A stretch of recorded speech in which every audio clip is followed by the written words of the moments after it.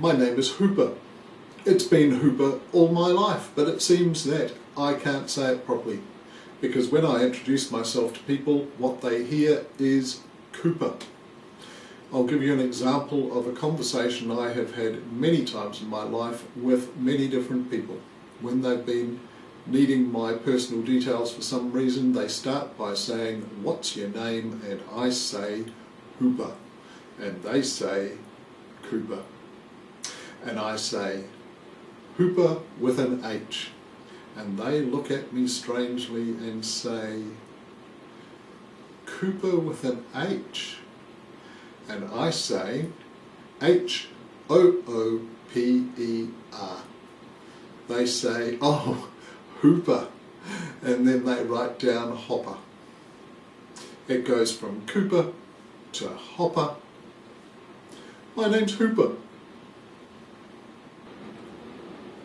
I know a man whose name is Foo.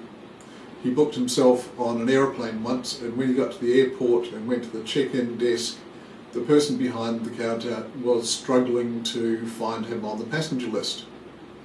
She was dithering around, apologising for the fact that she couldn't find him. She said, "What's your name again?" He said, "Foo." She said, "Oh, I can't really find it here." He said, "F you." And she said, "Hey, there's no need to be like that. Look, I'm doing my best." He said, "No, that's how you spell it. It's not F-O-O, it's F-U." Dawn used to run a college that had lots of international students who mostly spoke English as a second language. There was one day when an Asian student approached her and introduced herself, and Dawn responded by saying, "Hello, I'm Dawn."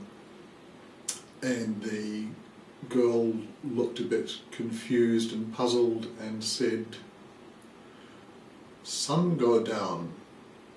And Dawn said, "No, sun go up." And the girl smiled broadly and said, "Ah, that's a very nice name."